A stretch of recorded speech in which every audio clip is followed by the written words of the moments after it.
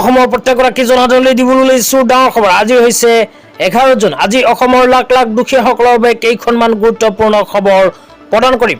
তো যিসকল মানুহে ভিডিঅ'টোত ক্লিক কৰিছে অনুগ্ৰহ কৰি ভিডিঅ'টো স্কিপ নকৰি প্ৰথমৰ পৰা শেষলৈ চাই থাকিব।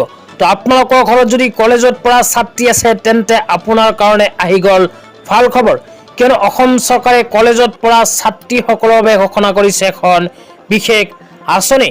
এইখন আঁচনিৰ জৰিয়তে 10ৰ পৰা 15,000কৈ টকা পোনপটীয়াকৈ বেংক একাউণ্টত প্ৰদান কৰিব।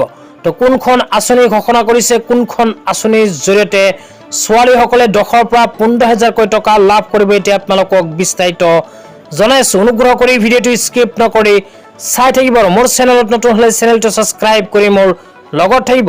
তো আপোনালোকে মোবাইল স্ক্ৰীনত চাব পাৰিছে অসম চৰকাৰে কেবিনেট বৈঠকত এনেকৈ এখন সিদ্ধান্ত গ্ৰহণ কৰিছে। কেবিনেট বৈঠকত কি সিদ্ধান্ত গ্ৰহণ কৰিছে বিস্তাৰিত জনাই দিছোঁ।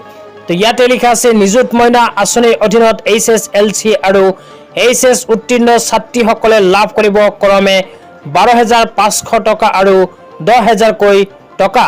এই পুঁজি বিতৰণৰ কাঠামো নিৰ্ধাৰণৰ বাবে গঠন কেবিনেট উপ সমিতি। ৰণজ পেগুৰু চন্দ্ৰমোহন পাটোৱাৰীক সামৰি গঠন কেবিনেটৰ উপ সমিতি। 15 আগষ্টত কাৰ্যকৰী হ'ব এই আঁচনি।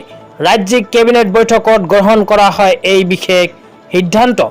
অসম চৰকাৰে 2024-25 চনৰ বাজেট ঘোষণা কৰাৰ সময়ত ঘোষণা কৰিছে এখন বিশেষ আঁচনি। আঁচনিখনৰ নাম হ'ল মুখ্যমন্ত্ৰী নিযুত মইনা আঁচনি। তো যিসকল ছোৱালীয়ে 2024 চনত HS আৰু HSLC পৰীক্ষা দিছে সেইসকল ছোৱালীক ক্ৰমে 10ৰ পৰা 12,500কৈ টকা বেংক একাউণ্টত প্ৰদান কৰিব।